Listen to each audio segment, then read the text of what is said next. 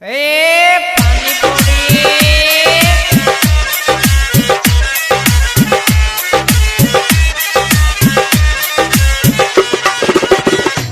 मां Katyani recording studio Mansi एक कन्या। मानसी एक कन्या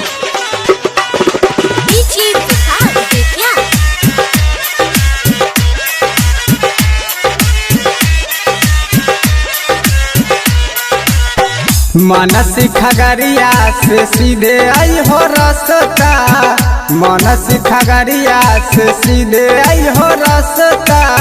भैया पास रहा में करब जरूर नाश्ता, भैया पास रहा में करब जरूर नाश्ता।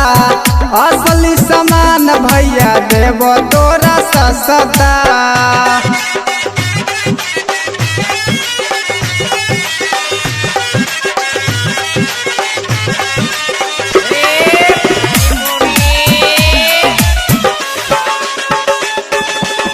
जे चीज पब्लिक डिमांड हो करे छे, आज बे गजब के ब्रांड यहाँ मिले छे।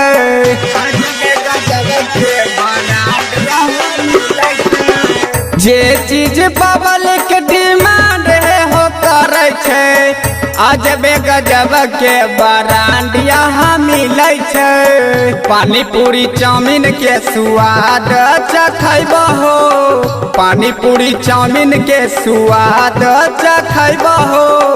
एक बार खैबो ते बार बार अइबो हो, एक बार खैबो ते बार बार अइबो हो, एक बार खैबो ते बार बार अइबो हो।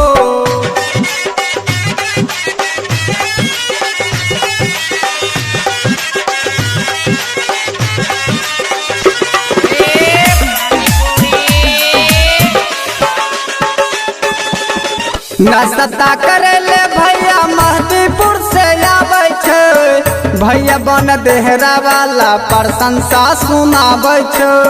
भैया बन देहरा वाला प्रशंसा सुनावे छे। नाश्ता करे ले भैया महदीपुर से आवे छे, भैया बन देहरा वाला प्रशंसा सुनावे छे। संगही में चकला वाला गुण खूबे गावे छे, संगही में चकला वाला गुण खूबे गावे छे। भैया सोनदिया वाला प्यार से बतियावे छे, भैया सोनदिया वाला प्यार से बतियावे छे, भैया सोनदिया वाला प्यार से बतियावे छे। जय मां कत्यानी रिकॉर्डिंग स्टूडियो मानसी एक कन्या।